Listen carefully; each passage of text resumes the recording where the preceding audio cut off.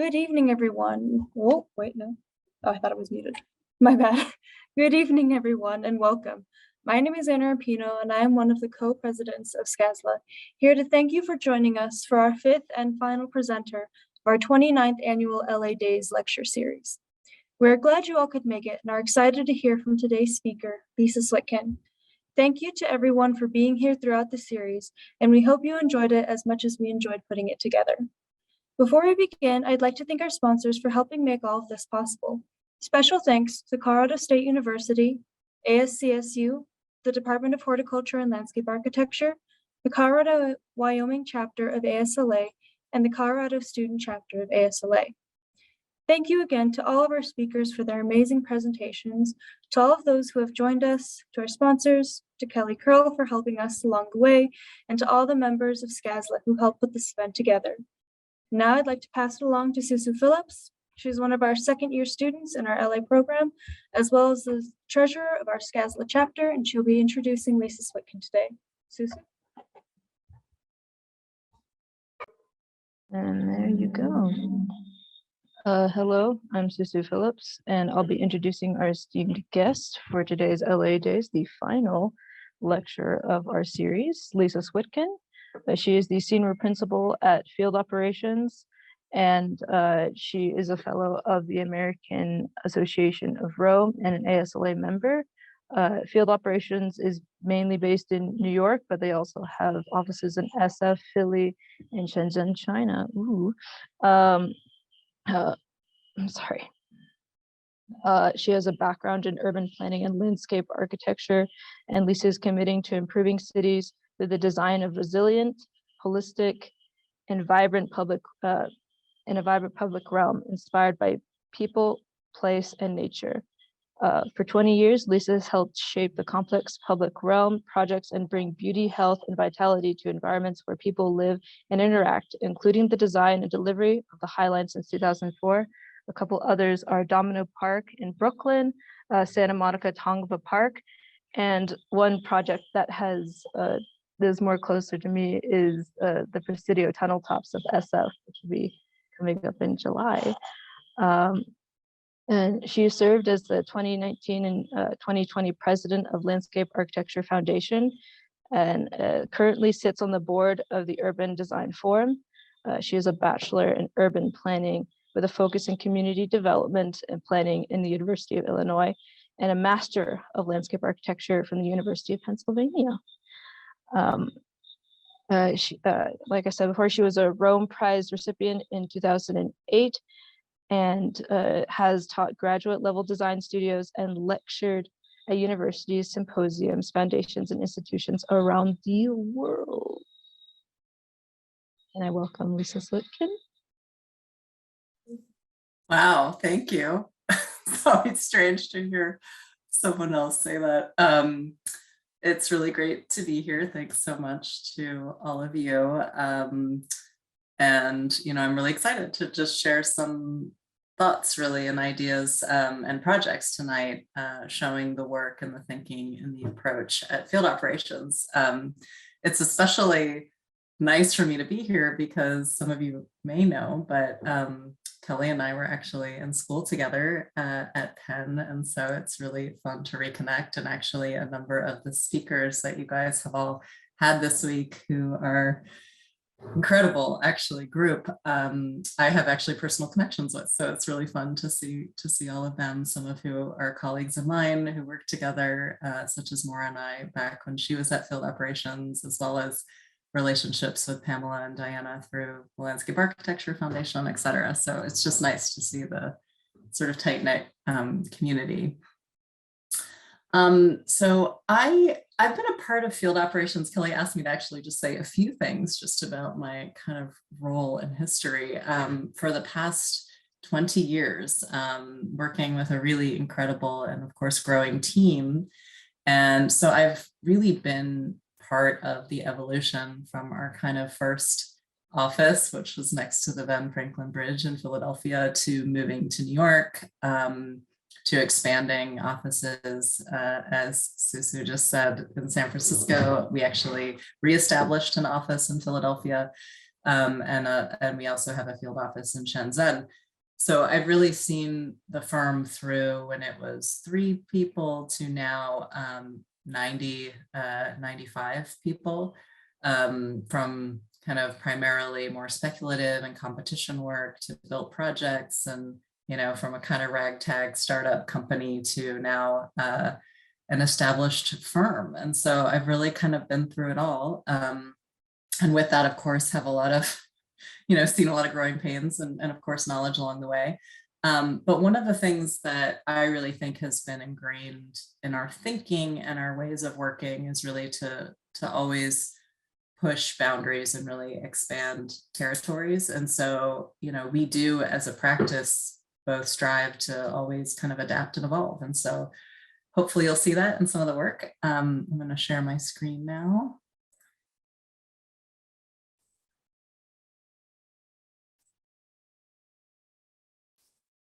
Okay, so I wanted to kind of share some thoughts and ideas around this concept of immersion.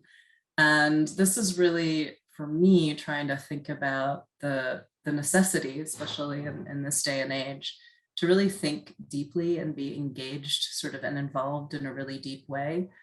So immersion in thinking and strategy and site and place and community and an experience. And trying to use this as a lens to kind of think about and talk about the work. And I tried to pick a series of projects that have a pretty wide range, from things that are speculative to things that are built to things that are in progress or design process, et cetera. So hopefully that can kind of talk a little bit about, the range of what we do at Field Operations, at any given day. Most of our work really focuses on the integration of the public realm with urban systems, integrating, mobility, development, infrastructure, and ecosystems into one functioning whole. And we really have concentrated primarily on cities, not necessarily just large cities or bigger first-tier cities, but all cities. And, we like to think, at least, that we don't have a style, but rather that the place itself is the inspiration. And so every place kind of does really start anew. Many times, of course, you build on all of your experience and work, but each site, each project, each place is really inspired by the people, the sort of history, the stories, both told and untold, and the site. And, towards this end, I would say that we really specialize in the planning and design of 4 really equally actually important ingredients. One is what we call urbanism, which loosely can be cities, buildings, development, infrastructure, public spaces, all of those things sort of, centered around cities. Ecosystems, of course, the natural and green systems, as well as thinking through, the larger kind of concepts and realities and techniques of sustainability and resilience. Community, and this speaks to, of course, people, but also cultural heritage, social cohesion, civic spaces, and of course, equity. And design, which is, really about, in many ways, craft and artistry and materials and specificity, as well as, trying to kind of draw from a much wider spectrum of inspiration and exploration and innovation. This is actually one of the first diagrams that we ever made to sort of talk about the office back in probably the early 2000s. And it was meant to really speak about this notion of collaboration and synthesis. And it still rings true for me, because it really reflected a networked ideology about working with and being inspired by others, and showing this kind of interrelationship between disciplines and expertise that was really necessary to what we felt would increase the impact and influence of landscape architecture and our work in the public realm. So it was kind of meant to not only be about working with others, but also in many ways about expanding the profile and the territory of landscape architects. And, going back to this notion of immersion, I wanted to sort of touch on a series of projects. I'm not really going to go into depth on any one particular, although I'm happy to answer, questions if you have specific ones, but it's more like a provocation in a way to talk about this idea of immersion, of involvement and absorption in place, in thought, this idea of holistic, integrated, and multidisciplinary design in community, working with people with meaningful engagement, as well as promoting long-term stewardship well after, our work is in many ways done, and fostering a kind of deeper connection to place. An experience, really thinking about, the visceral, the tactile, the kind of temporal and the physical landscapes that we create, which really inspire people, and craft in terms of innovation, down to detailing, et cetera. So I've loosely grouped about 2 projects in 5 different categories. The first one I wanted to talk about, and I heard actually some of your studio work is of course, not surprisingly, dealing with some of these larger issues and questions around resilience. So I first wanted to kind of talk about 2 projects related to this notion of soft systems, or really designing innovative and strategic responses to stormwater management, resiliency, sea level rise, but that also, sort of double and serve as public space.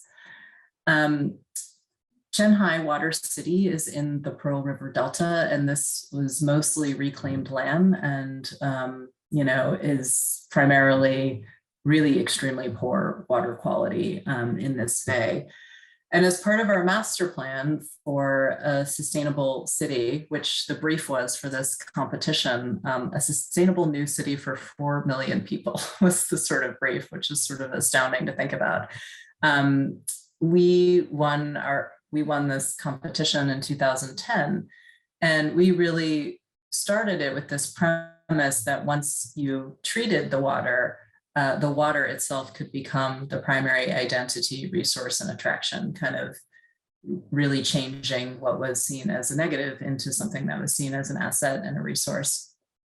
And as such, our design really organized development and infrastructure into 5 distinct different development zones, but they were really defined by a series of what we called water fingers, which really were these innovative water quality infrastructural kind of systems, but they were also meant to be parklands that were interconnected between the different urban neighborhoods. And the result was really this kind of hyper dense, yet at the same time, ecologically sensitive urban territory with this iconic, waterfront. There was this notion of having a really diverse kind of building stock with cultural and recreational features and unique kind of interconnected public open spaces, as well as transit. And, the water finger, these were just some of the different, notions about thinking, as a city, where you were kind of tasked with thinking of a new city, very different from some of our other projects, which are so deeply rooted in, historical significance or reuse of what was already there.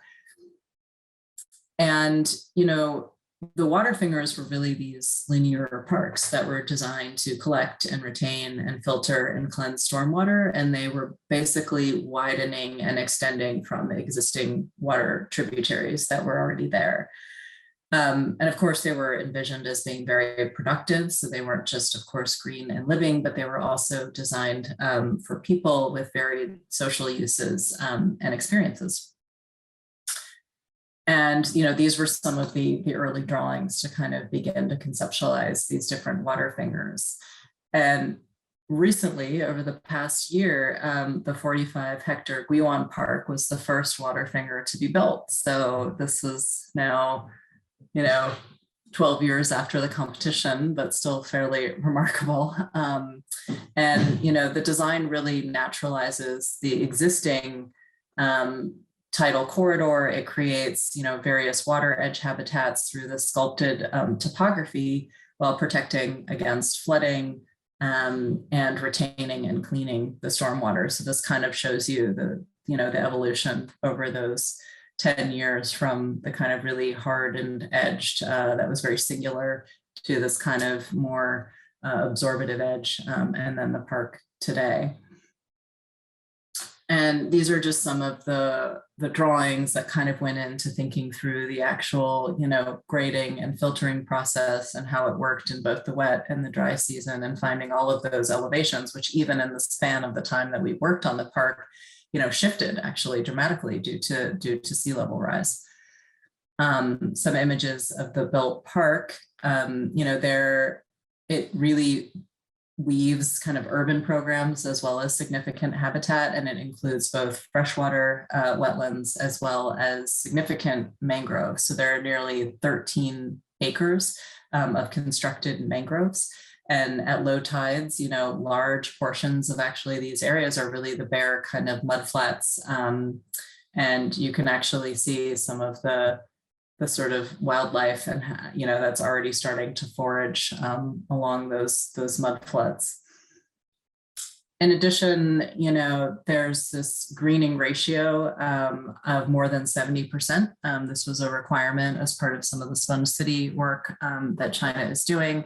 And so you also get these kind of really immersive experiences in woodlands, as well as opportunities to be immersed within the wetlands themselves, the sort of constructed wetlands, and have this like very, surreal in many ways experience within a very dense and rapidly growing city. While it also begins to promote interaction and learning with places for people to really inhabit and come together. Another project, so I guess Lucy, you mentioned maybe you're from the Bay Area. This is the South Bay Sponge, and South Bay in the Bay Area includes some of the lowest lying and most vulnerable communities to sea level rise in this area. And at the same time, it's one of the areas that's really growing rapidly without plans for increasing housing or transit connectivity. So our work was part of the Resilient by Design initiative, which many of you may be familiar with, and it covered more than 20 miles of shoreline in the Bay Area. And we started by really building off of the current restoration of the South Bay ponds. These were existing salt ponds. And there's been an initiative to sort of assemblage all of these remnant marshlands and create more. But the South Bay Sponge was really this concept for a way of using these nature-based systems as a primary tool for climate adaptation and resiliency. And we, of course, added to that by a lot. So sort of, creating new sort of restored salt ponds, constructing larger wetlands, creating a more integrated network between them to really form a regional flooding strategy. This was also meant to kind of provide a very legible and, identity for the place. And it also created these floodable parks and green spaces that were allowed like higher elevations to kind of have the sort of existing development and new development. So there was a bit of this swap that was beginning to happen. And these were some of the different techniques that we used to sort of talk about that, the sort of soil swap, where it was a strategy for this cooperative management of soil for sea level rise projects, the land use swap, again, kind of providing space at the waterfront edge and allowing for the built kind of pieces to be further back, new landscapes of absorption, and then, of course, these kind of creek channels, which were expanded and opened up. And, while the sponge sort of takes like nature as this inspiration, the project really went significantly farther in imagining this more holistic model for adaptation across the region. So it wasn't just for adapting shorelines, but it was also providing new transportation infrastructure, affordable housing, all of these pieces kind of went into the larger proposal.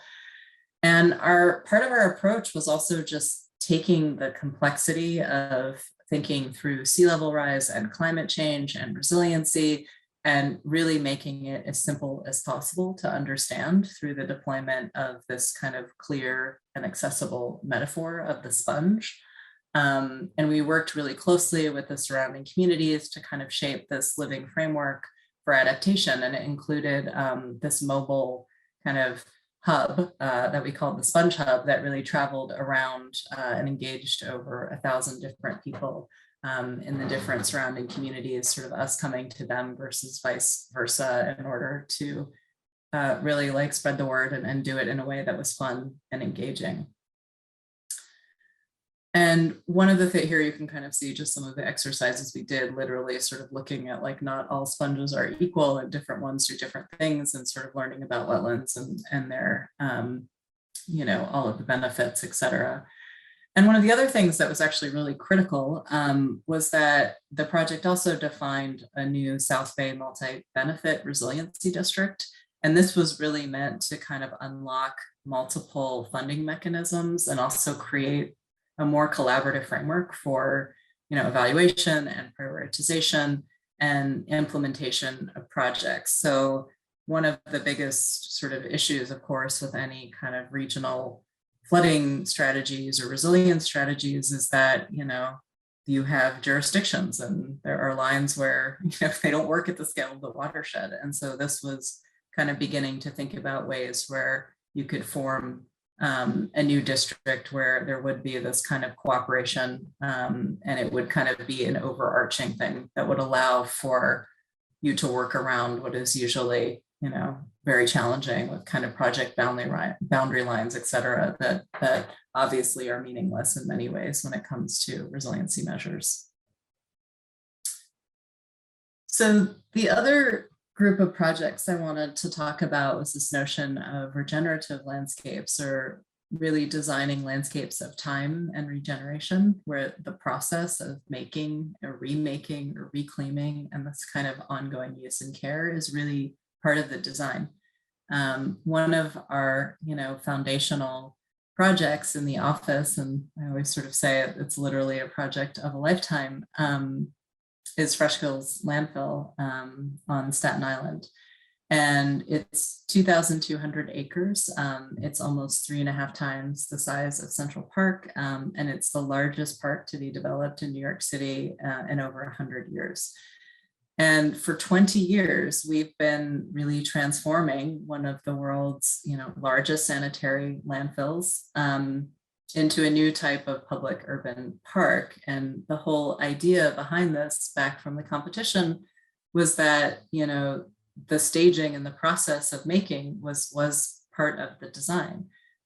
Fresh Kills is, of course, a really, you know, it's an unusual kind of world of contrast. So on the one hand, you have all of the, you know, engineering, the kind of artificial topography, all of the infrastructure, you have all of synthetic geotextiles, the capping systems, the garbage below, the leachate collection systems, you know, the methane extraction, all of this is kind of part of landfill technology, the flare stations, et cetera.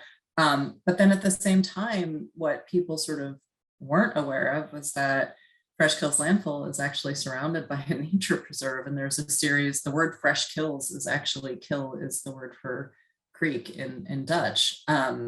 It's unfortunate that it's called kill, but it's meant to be a stream. And, you know, you have these kind of moments as well, where you have these large, expansive, existing wetlands, meadows, kind of infinite horizons, as well as these incredible views and vistas right to Lower Manhattan. And this project was really meant to be a kind of process of environmental and ecological reclamation at a really vast scale, recovering not only, you know, health and biodiversity, but really also a kind of spirit and imagination of people who would use the new park. And, you know, all of the man-made slopes were meant to be transformed, you know, into these series of different parks. There's a kind of more active central area, and you can see the kind of natural creeks and the wetlands at the ends of each of those that connect to those existing protected wetlands. And, you know, this was kind of the competition entry. We were looking at actually, you know, those man-made slopes is actually being transformed into ecological transects from upland to wetland with habitats that really attracted key species in order to increase wildlife.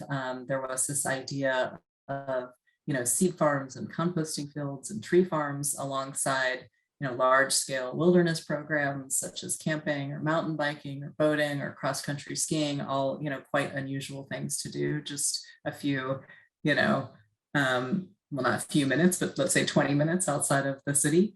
And there was also this notion of kind of using techniques of soil making or successional planting and landform manipulation just based on the machinery and things that were already existing on site that were used to actually make the landfill itself.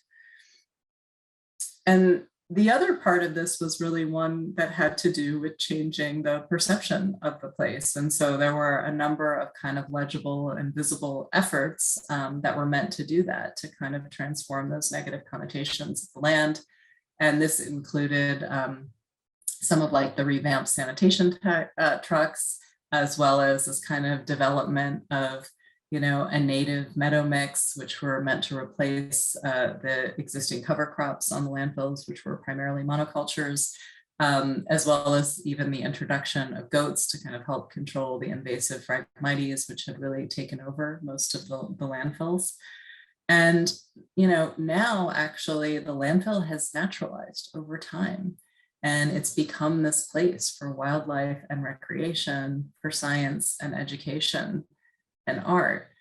The interior of the park is still actually only accessible during, they have these like scheduled sort of sneak peeks or tours or park programs, which provide access until like the first actual center of the mound piece will be opening hopefully in the next, I would say, year.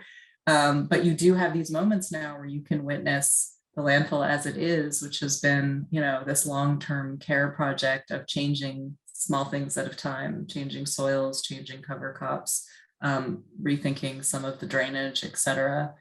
And it's also now become this like incredible place for innovation and for experimentation. In 2012, the Land Art Generator Initiative, which some of you may be familiar with, it's an ideas competition that's really meant to design site-specific artwork that, in addition to sort of being beautiful, is also able to harness energy. So this was actually one of the entries. It was called Heliofield, and it was this network of solar modules that rise out of the prairie grasses, and it's meant to actually generate electricity to power 1,800 homes, for 1 year. And perhaps, one of the most exciting things is that today Fresh Hills is really this platform for environmental research. So because people aren't accessing it and it's such a large site, and they have this incredible group who are working on these things that include afforestation, habitat restoration, wildlife biology, soil productivity, water quality, thinking about alternate energy generation, and also just new attitudes towards how to use parks in general. So it's still, of course, this like long, like the whole idea was it was meant to be, back when the competition was happening in 2002 or 3, it was all about this kind of process evolving or sort of being unveiled as part of the design. And that indeed has actually happened over the last 20 years. I wanted to say a little bit about Shelby's Farms Park. This is a very kind of dear project to me personally. It's located 12 miles east of Memphis. You can actually see the Mississippi River, which is kind of close to the downtown core, and then where Shelby Farms Park is in relation to that, it's about 12 miles from the riverfront. And, it's really positioned as a really central resource for the larger metropolitan population. It's 4,500 acres, so it's really one of the largest urban parks in the US, and it had this larger mission to showcase Tennessee's ecology, as well as Memphis's, vibrant arts, food, and music culture. And, another kind of key aspect was to really be a hub for health and well-being. This was a master plan also won by competition in 2007, and the whole idea was to try to kind of unite a series of disparate sort of areas of the park. There was a landfill here, there was an agri-center here, there was, the lake piece there was actually an old penal farm. And so all of these kind of pieces were not connected. And so the idea was really to, connect all of those pieces together to create, one park. And these were a series of, diagrams at the time that we kind of talked about how to do that, how to kind of do that, as well as begin to embark on a campaign, which was a 1 million kind of new trees campaign to really connect the corridors and the woodlands together, which also began to connect all of the sites and the rooms together. The 195 acre phase 1 heart of the park is now complete. It's really defined by Hyde Lake, which is the lake in the center. And this was expanded by 30 acres to increase stormwater retention and provide capacity really for boating, recreation, and aquatic amenities. And, this transformation really include hundreds of new native trees, dozens of acres of wetlands, meadows, lawns, plantings, all of that. And at the same time, it also provided, a huge amount of recreational activities, both boating and aquatic ones, as well as, a number of other ones on land. And Memphis has the highest obesity rate in the country. And it's really due in large part to a lack of access to exercise. So that really made Shelby Farms Park, such an incredible, even more impactful in terms of what it could provide for the city. So there are now 40 miles of trails and a kind of path network that really allows people, you can actually, these are some organized marathons and runs that happen. But there are actually pathways. One of the incredible things, because it's such a vast territory, is you have, path by foot, by bike, by horse, by shuttle, by boat. So it really promotes a whole series and various forms of exercise. There's also many sort of community and regional events for people to really come together. It's home to Memphis Kids in Nature program. Which really encourages kids to connect with nature through exploration. And, it's just been this incredible resource and asset. We worked with Marlon Blackwell for all of the buildings on site. He did some really incredible, beautiful buildings. And it's now heralded really as a model for resilience, with a significant role in connecting all of these fragmented natural systems, as well as really fostering a diverse and underserved user group for the most part. And one of the other things that the Conservancy really worked on was operating as a revenue neutral, actual nonprofit. So looking at all sorts of leadership and sustainable management practices. And, one of the things that I think is really important about this is that, there was this really deep engagement with actually the land and the place to create this sense of belonging and ownership. And so fostering kind of long-term care and stewardship. There's actually a bison, group here, which is kind of remarkable. But all of this was done very closely with the communities, as well as, our client, the Shelby Farms Park Conservancy, to actually encourage and support this full life cycle of engagement. So it starts way before our design process and continues, well after the project is built. So we had a number of community planting events and all sorts of things like this to kind of get people to actually be really connected to the place. There's two projects I wanted to share under the umbrella of what I'm calling adaptive landscapes. So designing ecological and cultural landscapes that really respond to adaptation and try to shift mindsets. So the first is a project that is just finished planning phases. So it's very early, called the River Ring in Brooklyn. This is actually just north of Domino Park. You can see the tip of Domino Park at the bottom of the image.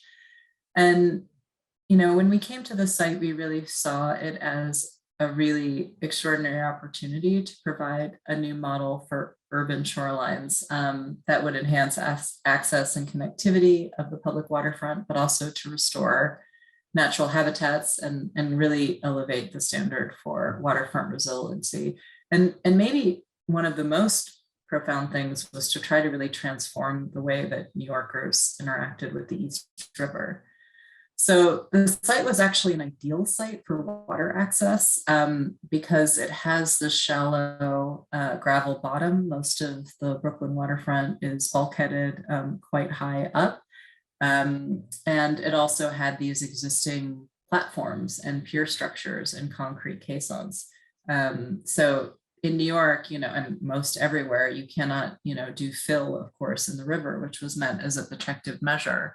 But because these structures and these kind of piers existed, we sort of looked for a way to kind of reuse those and figure out a way to create a series of breakwaters. So you can sort of see these three large in-water breakwaters that actually form a series of nature trails. They extend out to those existing caissons, which were part of the Con Ed oil plant that used to be there. And this allows for this kind of soft and living shoreline and protected opportunities to actually engage the river.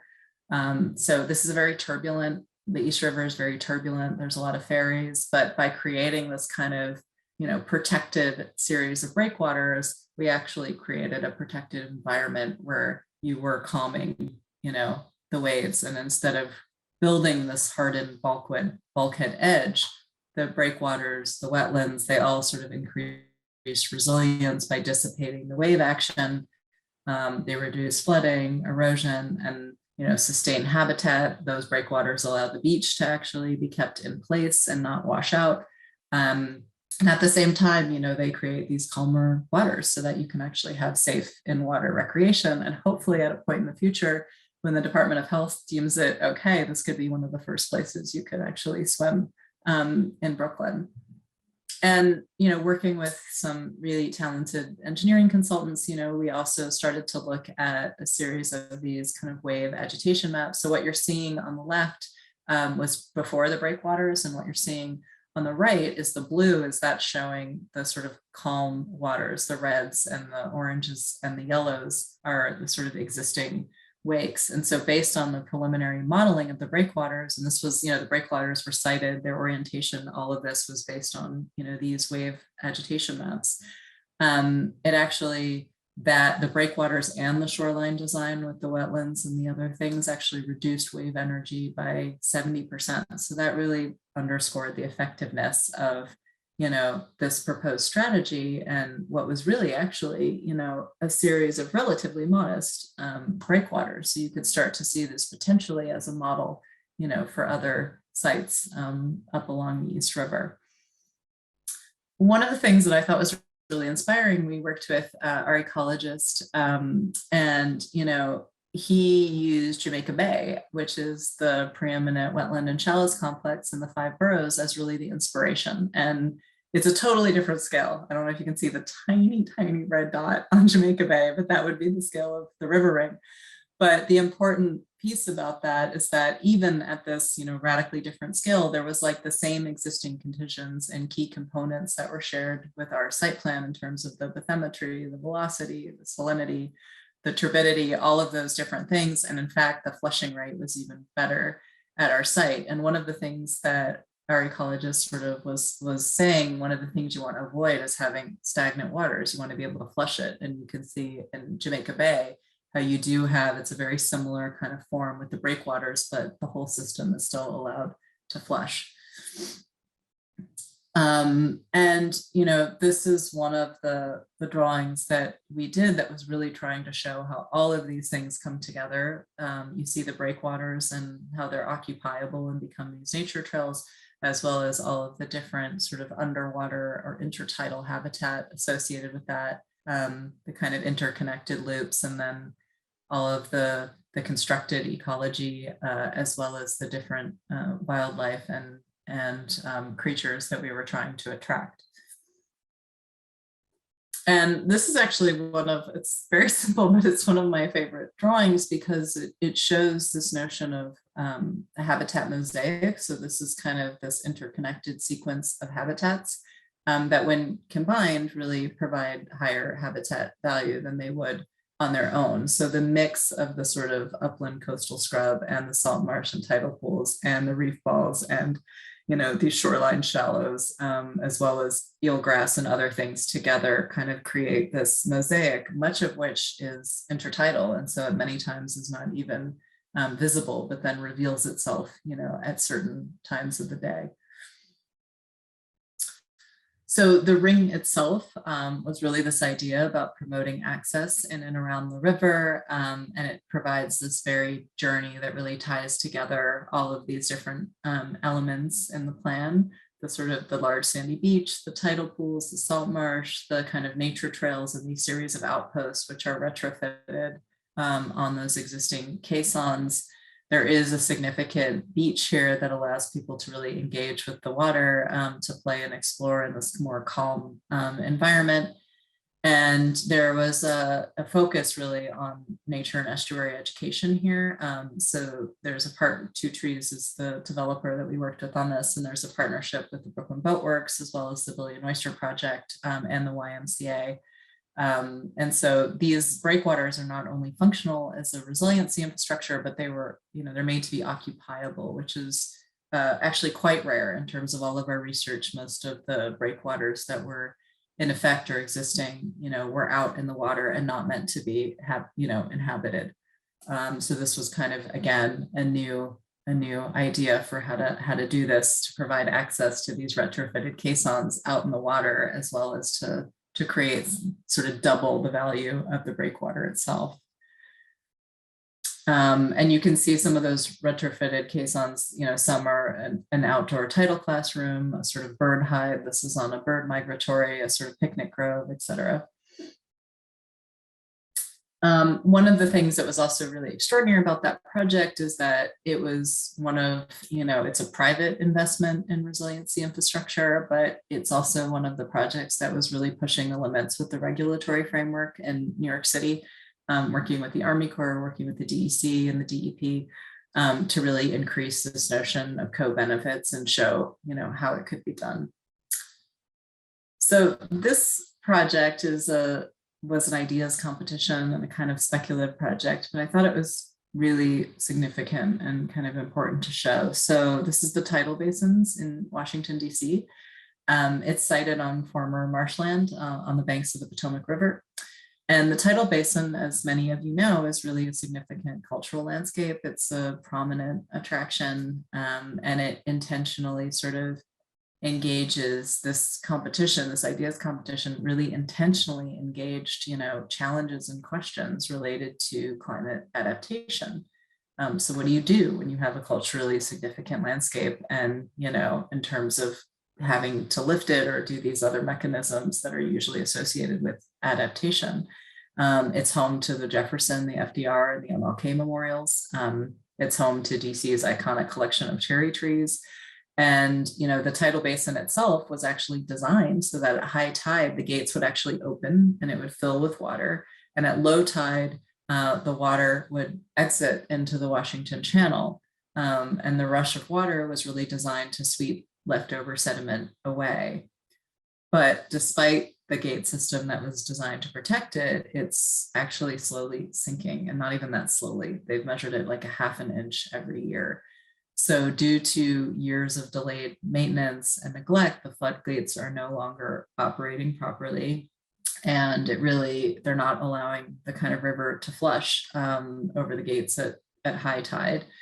So this is coupled with, rising sea levels in the Potomac to inundation of the paths and the cherry trees. And it's really, climate change is already producing more frequent storms, which flood the tidal basin, the National Mall, etc. So we were invited as part of 5 participants. This was in 2020 to the Tidal Basin's Ideas Lab. And as part of that effort, we actually proposed, this is just showing the approximate flood, which I think is pretty remarkable. We proposed 3 different, actually, kind of arguments. Instead of putting forward one idea, we kind of constructed 3 different potential future scenarios. The first one, which we called Curate Entropy, really embraced the inevitability of the decline and decay through a process of naturalization. What we called the island archipelago allowed the waters of the Potomac to actually flood the basin. And it had a series of protected gardens around the monuments. And then Protect and Preserve proposed a large kind of earthwork embankment or ribbon with sort of new walks around the river, and that fully protected the tidal basin and the monuments and the cherry trees, while also creating this kind of more parkland and opportunities for amenities and recreation.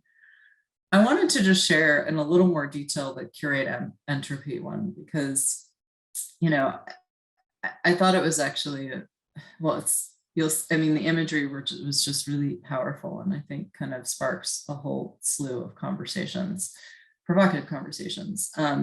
So the National Mall is really protected from flooding in this design. Here you can kind of see the flooding scenario. So you can, if I flip back, you can see that that whole upland area is protected here by earthwork on the north side.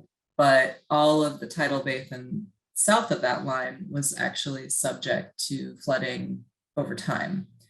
And with increased flooding, you know, new wetlands and woodlands were sort of meant to evolve, which would help to kind of act as a sponge and help protect the city from future flooding over time.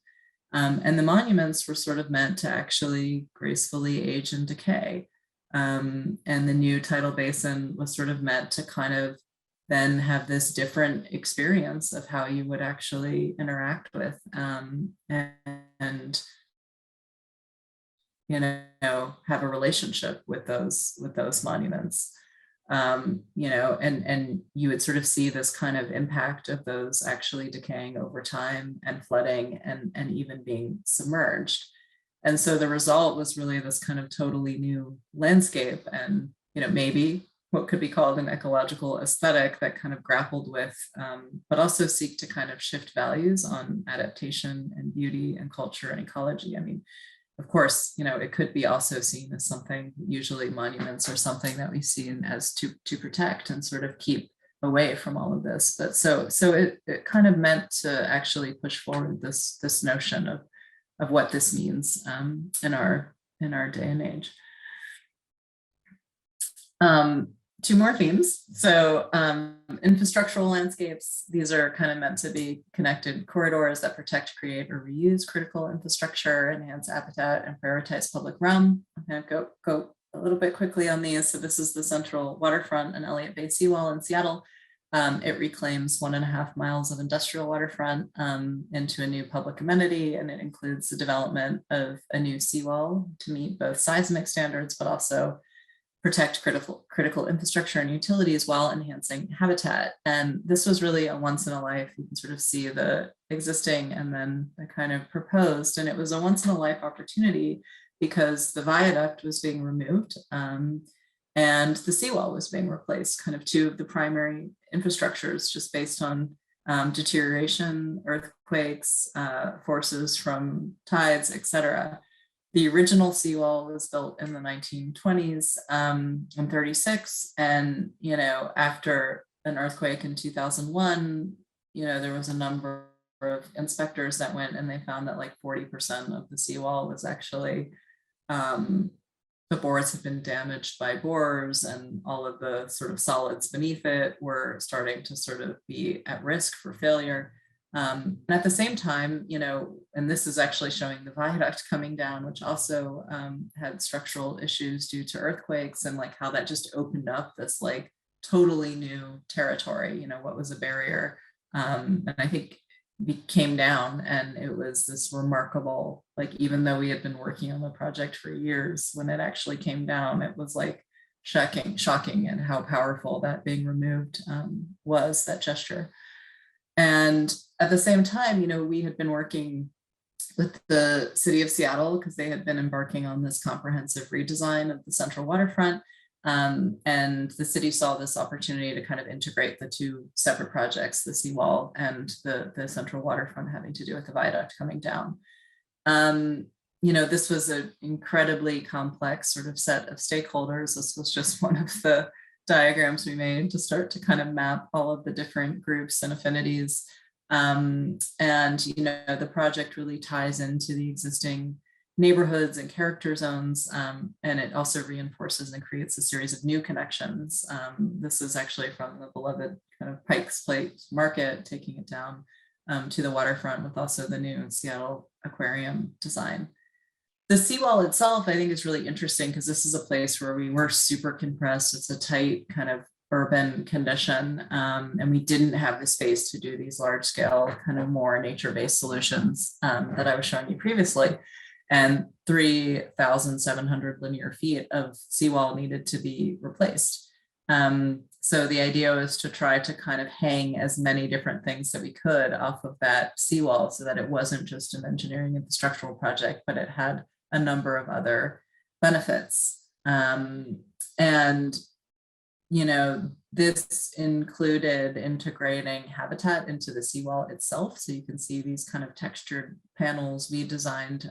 The one on the left, as well as the one on the top, was designed by an artist. And these were kind of meant to kind of have these benches and surfaces. They sort of act as like hiding and foraging places, and they start to grow plant life. And you can see them actually starting to work in these images. And then there was something called a light penetrating surface. So this was a precast concrete panel system with glass pavers that were really specifically, they were shaped and oriented and positioned to provide optimal lighting to allow for a salmon corridor, because in downtown Seattle, the salmon were always stopped here. They couldn't make their run because it was too dark. So these actually allowed the juvenile salmon to kind of make their run. And you can actually see an image of one of the little salmons actually working and being able to do that now. The underline is a 10-mile project, and it really represents a new form of public space that leveraged the existing infrastructure, you know, which was pairing new habitats with multimodal paths that link directly to public transit. This is in Miami, and you know, it was a leading example for the region, which is, as many of you may know, it connects not just with the existing Metro Rail and Metro Mover and trolley and bus transport, but it also was connecting to future greenways, such as the Ludlam Trail and the Miami River Rock extension. So you can kind of see it as the missing piece that began to connect all of these pieces. And Miami is really a car-centric city. It's known to be one of the most dangerous places to bike and walk in the country. And so when this project opened, the mayor of Miami-Dade County kind of said, like, this opening really is the first step towards a kind of people first Miami, representing a real pivot in the city's approach to public space, as well as to kind of car culture, et cetera, which is really exciting. As part of the initial framework plan, we worked with the Friends of the Underline. We engaged also local Miami artists and residents to identify a series of kind of common goals and aspirations for the project. This is a deep part of our work generally, but here I just kind of wanted to show some of the kind of imagery and interactive kind of boards and surveys and maps, bilingual, beginning to kind of inventory places and spaces by the people who know those spaces best. And the Brickell Backyard was the Underline's first section of the 10-mile corridor. And this was, it connects directly with the Metro Rail. So the Underline itself is literally under the Metro Rail in Miami, if that's not clear. I didn't say that. And it connects with the Metro Rail, the Metro Mover. It's lined by kind of multiple bus and trolley stops. It features, bicycle parking, benches, all that stuff. For the commuter rails, the Underline's become this really incredible public outdoor gallery with commissioned works by the Friends of the Underline, and also, of course, complements, Miami's sort of thriving art scene. But here it's a free and public amenity. This is the Oolite Room. So bicycle and pedestrian paths are really nestled within this existing Oolite formation, which is really the bedrock here. It's this incredible material that has all these like fossils and shells within it. And there's a series of gardens that are lined with that, the kind of Underline gym underneath the line, which is really an iconic kind of flex court, as well as this armature for outdoor fitness. And it also serves as really a space where Friends of the Underline can use it for public events and health and wellness programs. These are just some of the images of the court. The game room and a dining room. This includes like tables for chess, for dominoes, a 50-foot long communal table. And all of this was, again, extremely constrained. There was a slew of regulations and rules about what could or couldn't be underneath the structure, how they had to inspect it over time, et cetera. So it was really like finding space underneath there, literally, to kind of begin to maneuver, as well as to create this incredible planting corridor. So all of the planting really focuses on South Florida friendly plants that provide habitat for pollinators and butterflies. And the park has actually already seen a resurgence of butterflies, which include one of the endangered endemic South Florida species that really thrives on many of the plants that we selected specifically for the Underline. So the last two projects I want to talk about has to do with this idea of immersive landscapes, or sort of designing experiential and tactile environments and journeys that really spark curiosity and wonder and surprise and foster this larger connection to place. So, the Highline is, of course, now a hallmark project for the office. I've, been fortunate enough to be working on it since the competition in 2004, so I have a very long history with it. And, as many of you know, the Highline was, of course, a transformation of a former elevated. I find this kind of interesting because the Highline's history as a working rail line was actually very similar in length to its history as this kind of abandoned corridor. And when we first started on the project, now it's hard to imagine, but most of the comments we received were, people will never go there. This is just pie in the sky. It's never going to happen, and no one will want to use it, and it's an eyesore, and all of these things. So, the Highline, I think, is incredibly unique in its sort of essence, because it really functions at the scale of the city, but also as this kind of really intimate, immersive, kind of nestled space where you really creates this kind of new way of experiencing and seeing the city. At the time when we started the Highline, the only other real precedent was the Promenade Plantée in Paris, which we went to visit. And at the time, that was very much about creating this garden that felt removed from the city. And for the Highline, we really thought it was about embracing and kind of seeing the city in a new way. This was one of the sort of foundational principles, was this idea of amplifying the existing. And these were one of the first drawings that we made. This idea of the whole Highline being inspired by the kind of beauty of the self-sown landscape and the kind of wildness of it, capitalizing what was kind of already there. And this was an ecological inventory that we did with our ecologists that really registered like all of these different plant communities and species, but also these very like microclimates that were happening, whether you had these kind of sheltered spaces or open spaces or spaces where water was pooling, and you would just get all of these different types of things happening. And in many ways, it kind of helped to establish this rhythm and cadence to, the kind of sequence and series of events that actually are on the now designed Highline today. And there was this larger philosophy about this notion of something that was kind of more unscripted and, somewhat wild, and trying, when we were tasked with making this unofficial space official, we kind of wanted to keep, some of the magic of the place that was there. So the planting is a big part of that, working, closely with Pete Uldoff, and this kind of rich and varied mix of perennials and grasses and trees and shrubs.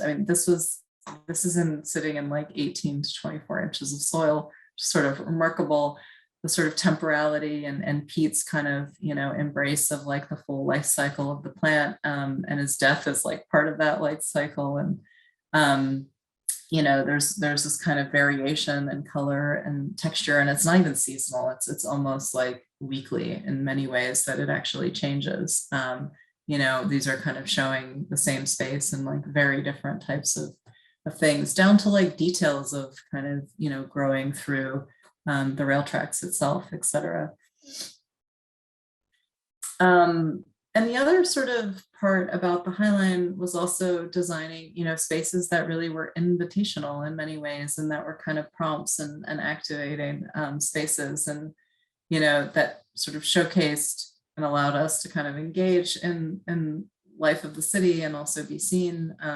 You know, this was kind of evocative of the old billboards that used to be up against the Highline that were actually barriers, but sort of cutting it and creating a new window was establishing a kind of new relationship with the city. And, you know, it is this compressed space, which of course New York is generally, but I think you do get this kind of, you know, we had shown a rendering at some point with all of these different types of people, from someone in a bikini to, you know, someone kissing to whatever. And it was like, people thought that that was, you know, ridiculous, but then here it is happening in real life. And of course, you know, there has been, you know, the development that happened around the Highline was of course part of a rezoning that the city of New York did before we even were brought on board, or they were at the very end of their process when we started our process. But the development happened much quicker than I think anyone had anticipated. I think the city had estimated that the full build out would take, you know, 40 years, and it happened in 10 years. And so the Friends of the Highline has really sort of taken that to heart, and they're continually kind of pushing themselves to be accountable and to innovate and to kind of find these like meaningful ways to really engage both this global but very local audience. And, you know, especially in the past number of years, they've really shifted their focus to really better serve the adjacent community and some of the underserved communities, and really focused on community-oriented, very specific community-oriented programs. This is Ariba, which is salsa on the Highline. They've developed this really incredible program working with teens, and the teens are paid, of course, and learn how to do all of these different things, from the greening and taking care of the plants to actually organizing and establishing programs on the Highline, which is really exciting. Shushila Armani is the curator there, and she's done this incredible job of like really having unbelievable free public exposure to unbelievable works. The image before, you know, this is Simone Leigh's brick house piece, which was the first inaugural kind of plinth art, which was incredible in the city. And, you know, even more recently, the Friends of the Highline has also started to kind of develop a series of initiatives to share knowledge and resources. So they have the Highline Network, which is a peer-to-peer group, you know, made to kind of share resources. And actually some of our clients, the Presidio Tunnel Top, Seattle Waterfront Underline, are now, you know, part of that peer-to-peer network. And it brings, I think, over like 60 different infrastructure reuse projects, primarily being spearheaded by citizens and, you know, small kind of nonprofits, community members, to kind of share resources and knowledge, as well as advance the kind of equity movement and thinking about development, equitable development. And finally, I wanted to end with Domino Park, which is another very, you know, dear project to me.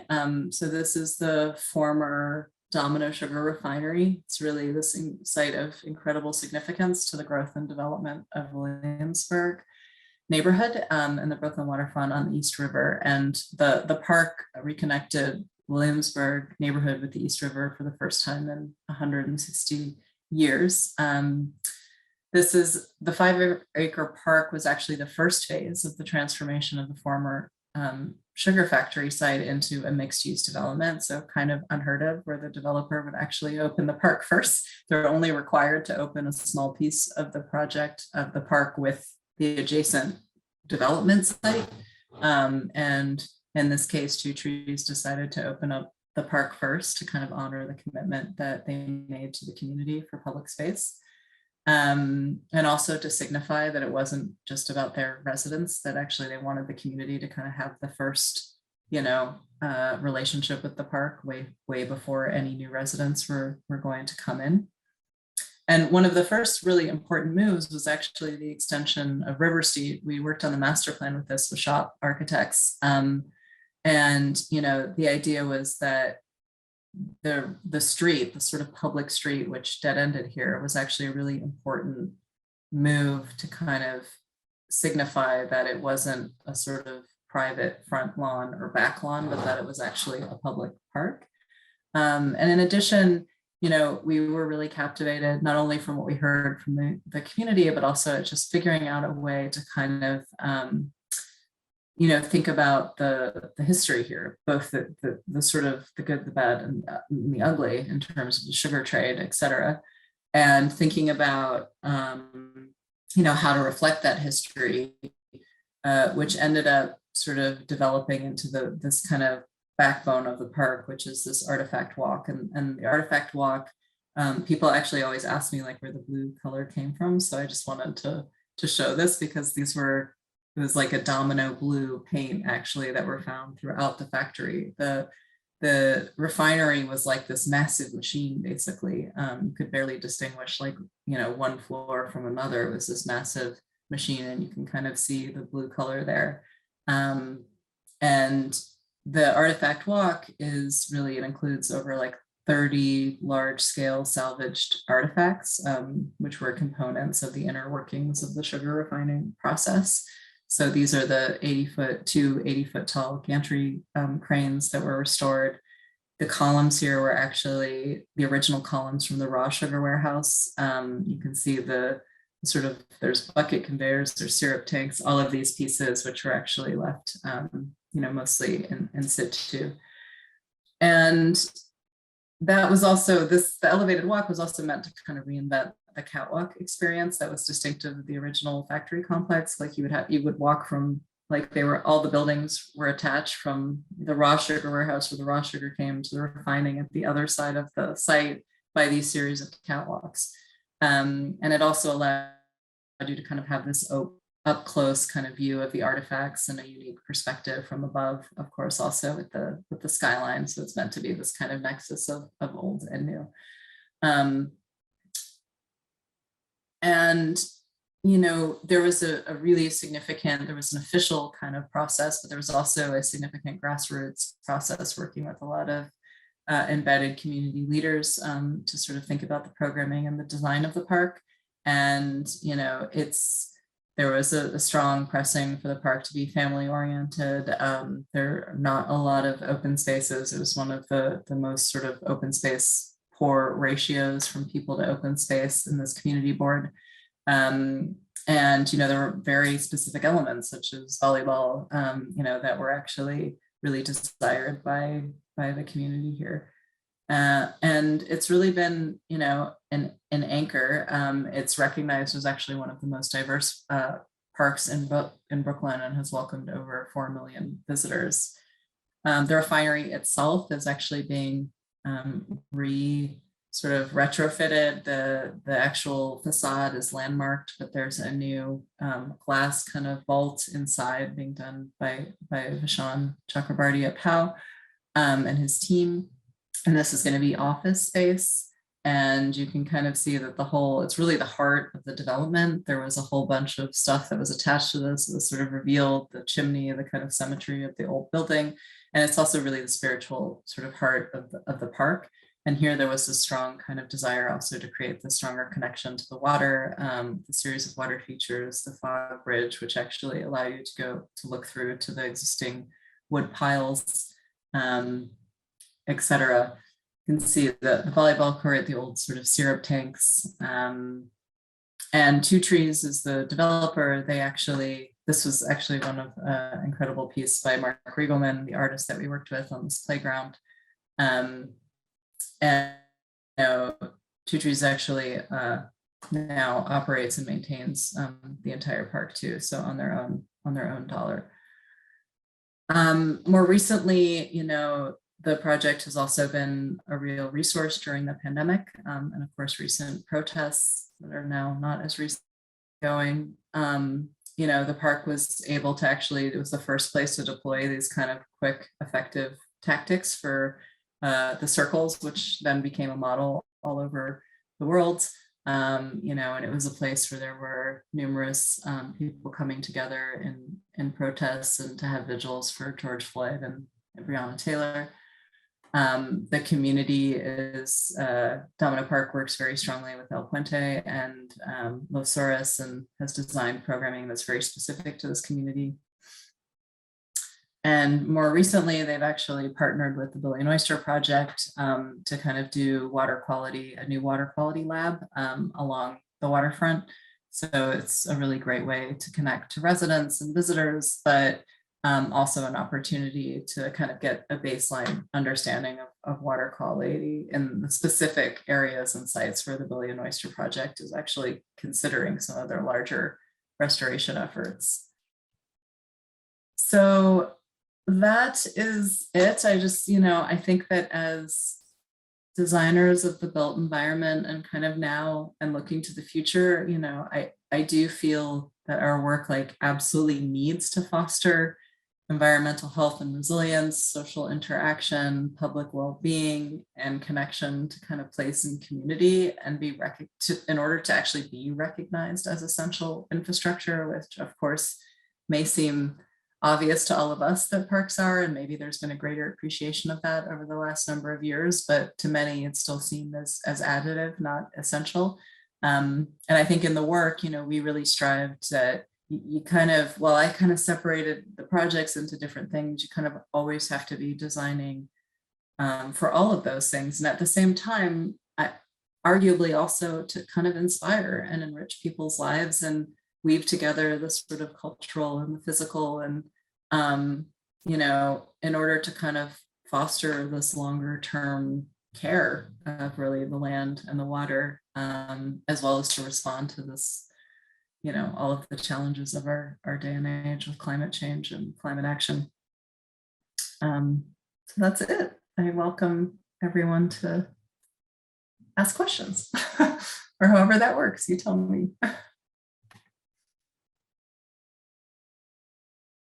All right, thank you, Lisa, for the whole presentation. It was very interesting to learn about immersive landscapes, infrastructural adaptive landscapes and soft systems. I liked hearing of all the different parks and really the work with, like, it is not really restoration, but it is ecosystem sciences and bringing that into the parks, and that definitely touches into what I like.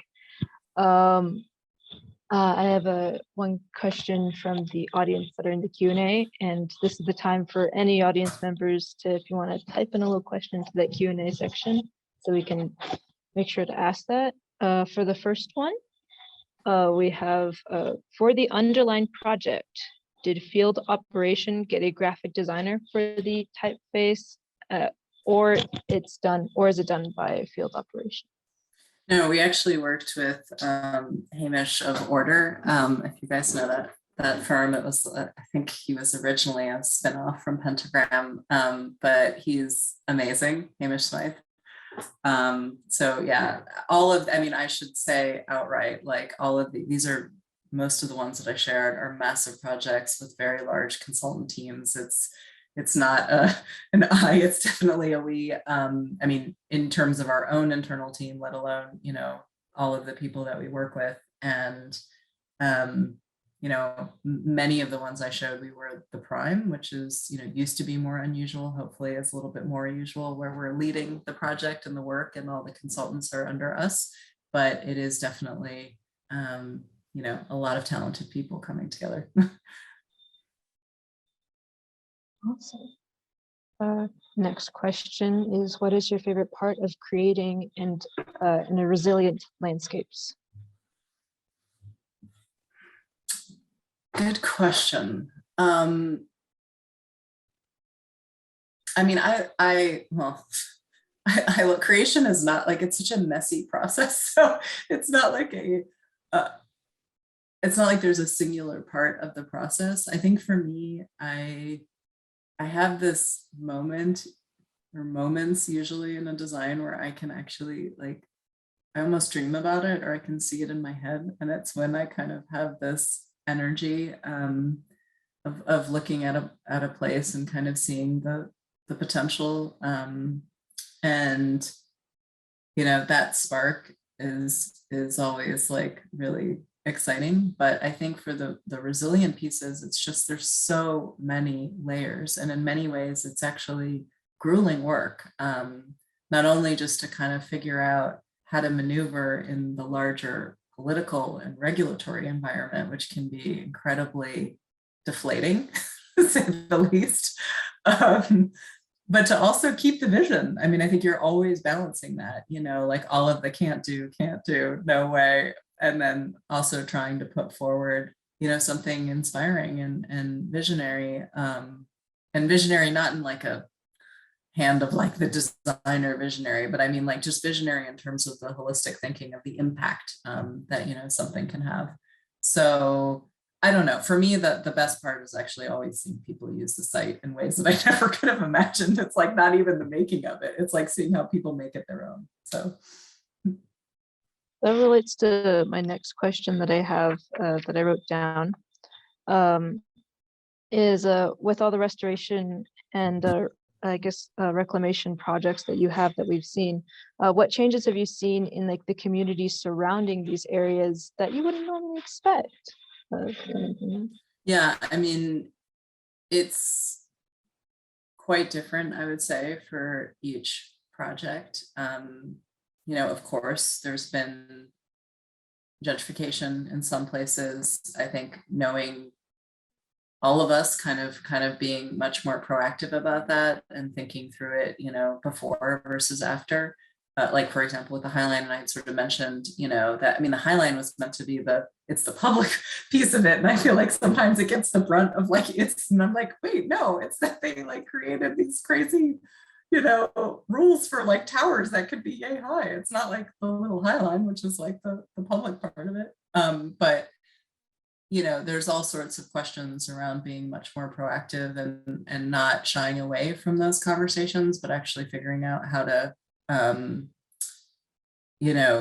think about those ahead of time and think about mechanism and ways to create more equitable, development.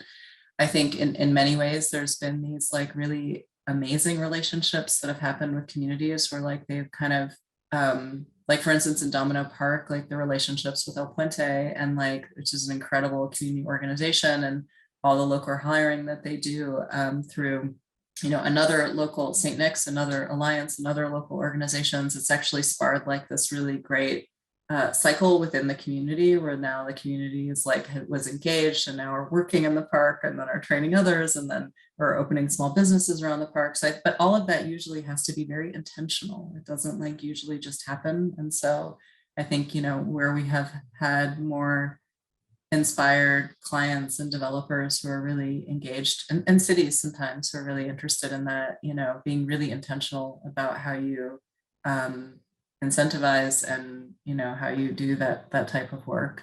There's of course all of this kind of incredible habitat stories of like seeing the salmon and seeing the butterflies and in places that never had them. Even with the High Line, I mean, it was like birds and bees, and during the pandemic there was like all these crazy stories of like all of these different rare birds that were on there with all the overgrown vegetation, etc. So those are incredible things to kind of see and witness. I hope that answered your question. Thank you for that. We have one from Joe Marr, if I'm saying that correctly. Can you speak to when field operations was starting out? Did you produce projects without budgets? Congrats on your success. We lost a lot of money.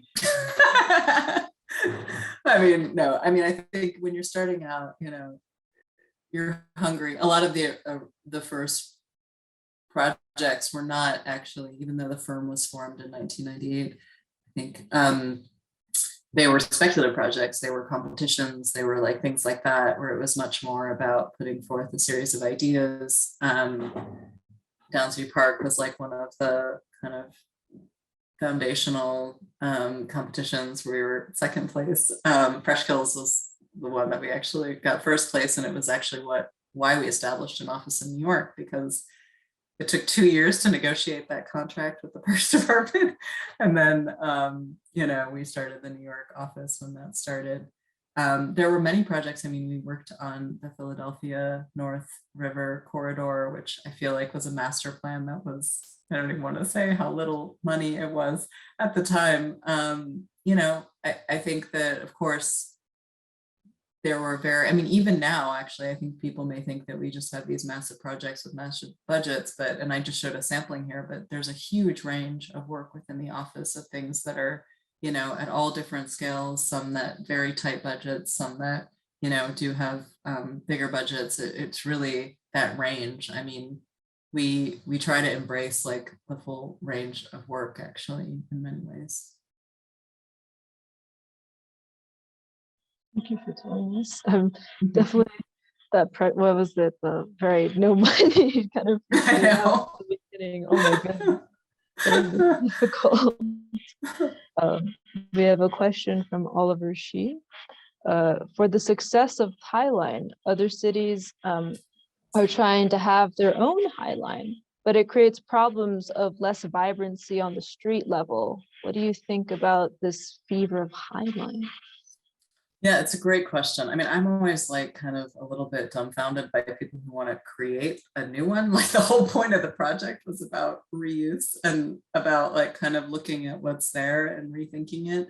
I think the best sort of Highline effect projects are ones that use it as like an inspiration to kind of rethink or reimagine like existing infrastructure or things like this.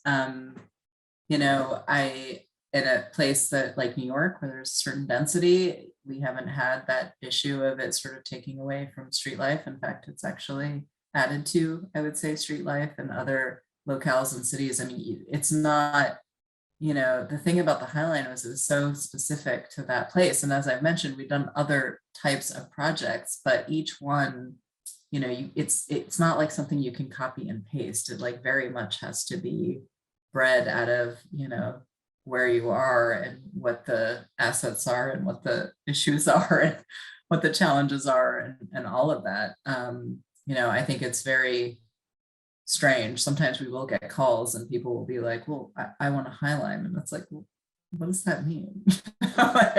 So, I do think that we've also done some work for example, in Minneapolis, which has a similar kind of issue with the skyways, in terms of things being super active at the second floor level where all the skyways are. And then you have like very dead streets, right? Especially in places where you have really long and cold winters.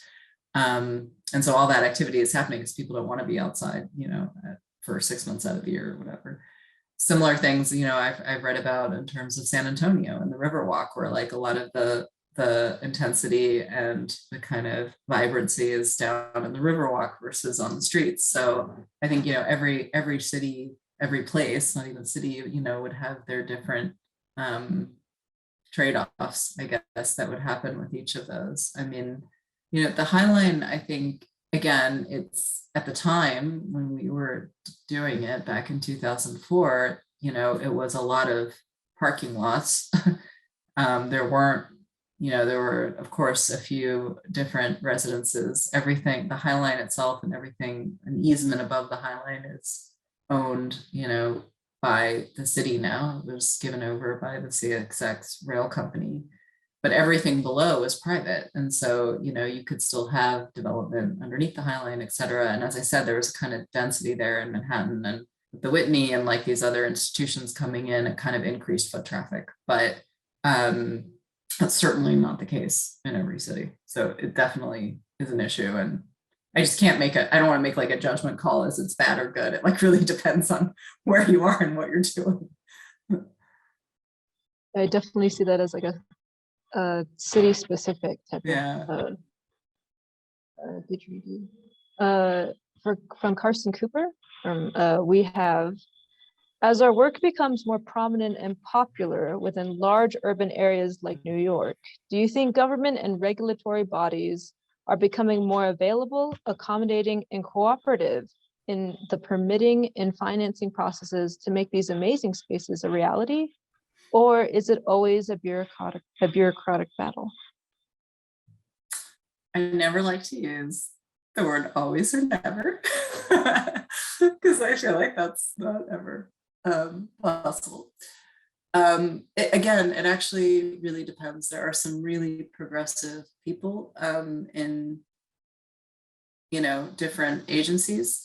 There's some really progressive leadership in certain agencies, and there are ones that are not, and it's an uphill battle. And I think beginning to find the soft spots, as well as like for example for River Ring, we sort of looked at the Army Corps has their own restoration plan and series of initiatives that they were trying to initiate for soft shorelines.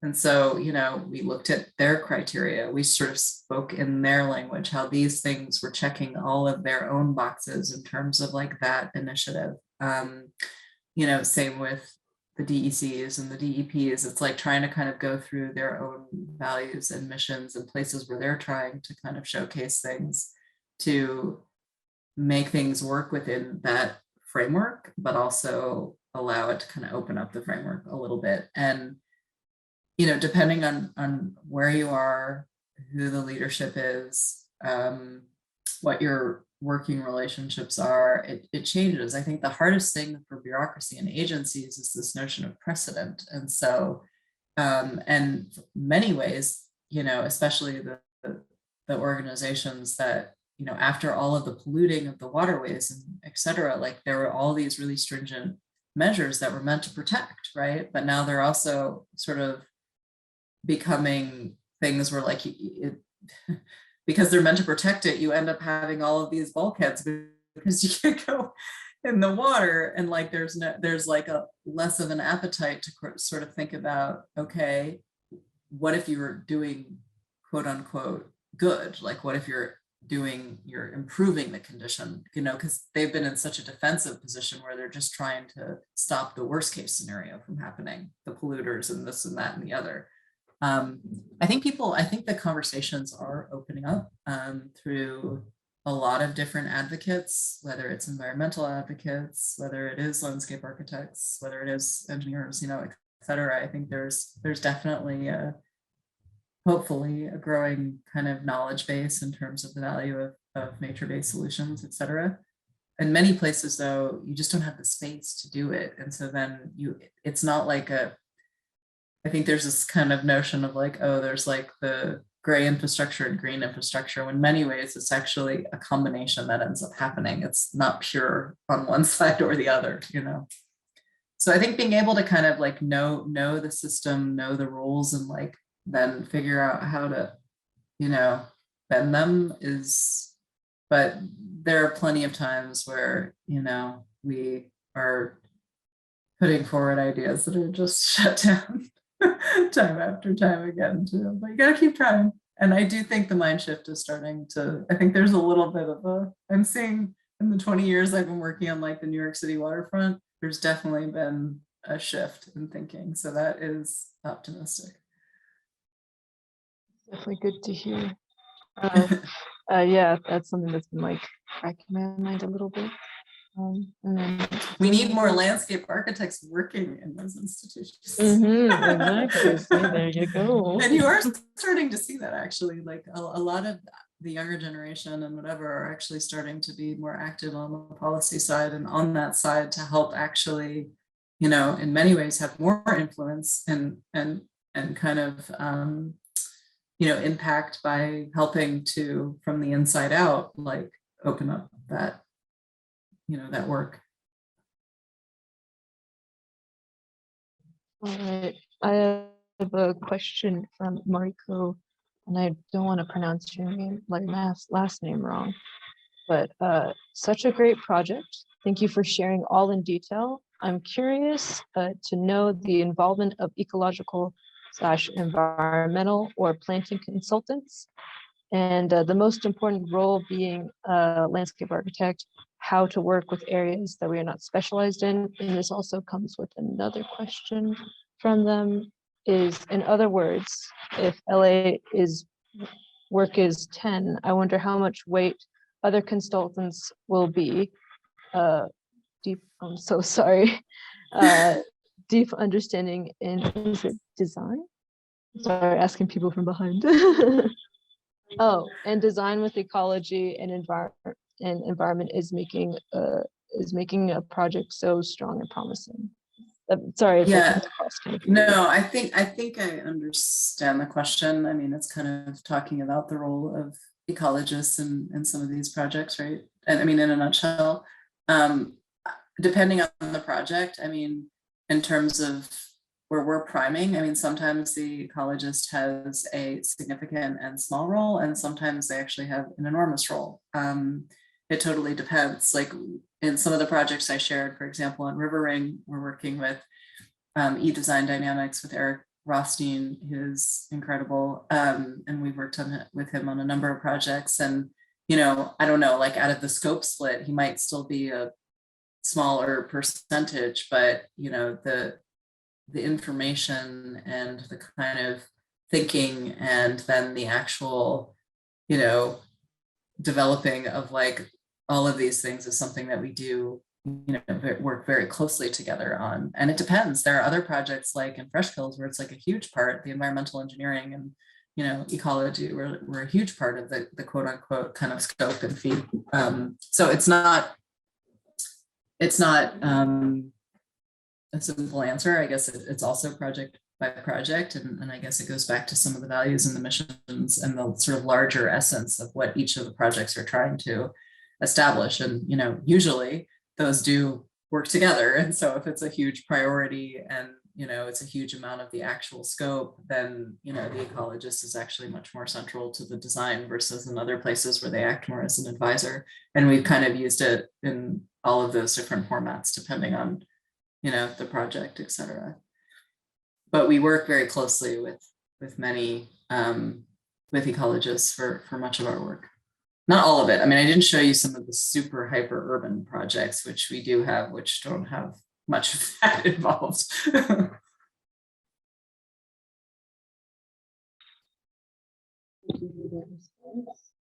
Sorry, my computer is a little, but I have one question. Many of these projects seem to be city planning projects. Basically, how are they funded? Any Sure. I mean, I actually, for many of the projects, even the quote unquote ones, you know, many of ours are public-private partnerships now. It's becoming more and more common where, you know, for example, even something like the High Line was a public-private partnership. So there's Friends of the High Line, and then there was the city, but the city also had, you know, the mayor's office, the DOT, the Parks Department, Planning Department. But when you look at the funding structure, for example, you know, the city had a certain portion, and then there was also philanthropic, you know, which was raised by private donations that the Friends of the High Line did, you know, organize and solicit. And then, you know, there's also other, like, there was a little bit of federal funding in that for something like the Underline, you know, had federal grants associated with it. So every, you know, because it's also transit-oriented development corridor. So each project, you know, does have different funding streams and sources. And many of them are like a stack in many ways, where you might get like 60% by X, but then you might have 10% and then 10% and then, you know, whatever. So in the work in China, you know, some of those are much larger scale governmental funding projects.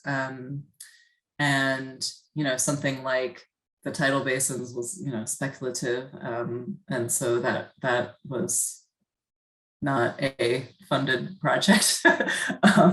So, you know, it just depends. But I think that, you know, the developer one, the River Ring and Domino were a developer. They were totally funded by the developer. Of course, you know, it was part of a larger planning process called ULERP in New York, where the developer gets extra FAR. They can go a little higher if they provide additional public amenities and open space. So there is a trade-off there where they're giving something, but they're also getting something. So yeah, I think each one kind of has a different funding structure. Sorry, I know a lot of my answers are like all of the above, but it is like, it's not like, it's usually not that straightforward.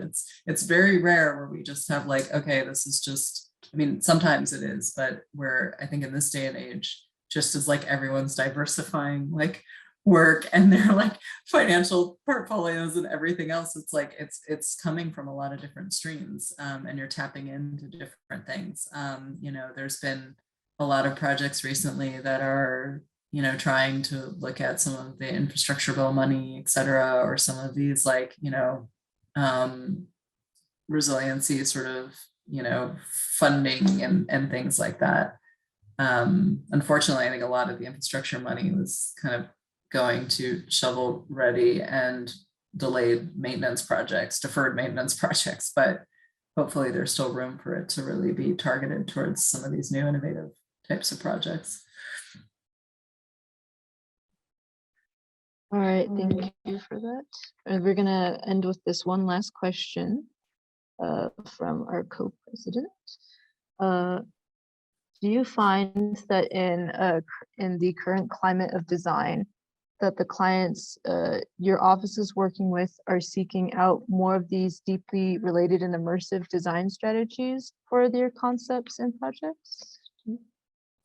I do actually. I think our clients are incredibly, for the most part, like really thoughtful, really engaged, you know, really interested. I mean, not every, you know, we are lucky in that perhaps at this point in our kind of trajectory and firm, you know, people sometimes seek us out and or like we're trying to even proactively think of projects that may not even exist, or, you know, we have relationships that we're building on and we're kind of, you know, more and more, I feel like there's people who are much more mission oriented and purpose driven, who are like interested in these types of things and therefore seek out designers who are interested in these types of things. So I do think that there's becoming, you know, a lot of cities have kind of, many of their goals have been prioritizing, you know, equity and ecology, or sustainability, or however they want to call it, or resiliency. So I do think that there's been a bit of a value shift, hopefully, that is beginning to prioritize, you know, some of the work that we do. The problem is I think many times they don't actually recognize that that work is done by landscape architects. But I still think there's a kind of value that, like, the values have started to see that as not just being quote unquote, and I still think beauty is really important in all this, but it's not just beautification, or it's not just seen as, you know, icing on the cake, but it's really starting to be seen as something that is, you know, essential and necessary. Definitely see it, like, I think after COVID and the whole 2020 and all that, that was one of the respites. It was a great outdoor space for a lot of people. Of course, staying Right. indoors just And definitely it also highlighted, of course, the inequity of access to public space and where those public spaces were, of course. But also, like, I mean, it's interesting. I felt the same way. I thought there was going to be this, like, and I think people felt it emotionally. There's also a kind of understanding of a connection between physical space and mental well-being. And like, you started, like, I was like, oh, people are finally getting it. But at the same time, you know, then the budgets came out and everyone cut their parks budgets because they were all suffering. So, I mean, economically. So I want to leave on an optimistic note. So not a pessimistic note, but I do think there's definitely been, I think the more that people, you know, it's personal. I mean, that's the thing why I feel like some of these, which is this notion of the immersion, because we have the data, we've known the data of like what we should be doing in order to like combat climate change. It hasn't moved people to action. Like, the data isn't enough. And so I do think that that's why this like experience and kind of immersion and like connection to it, like personal connection, I think is what is going to actually like move people to action. because the data still feels abstract and removed and perhaps not urgent, even though we all know it's absolutely urgent in our brains, you know? All right. Well, I think that concludes the last lecture of this year's LA Days Honored to be the lecture series. last. Yes, thank you so much for being our last. Yeah. Thank you so much for your Thank lecture. you. Thanks, everybody. Really great to be here and share with all of you. Bye. Thank you. Thank you.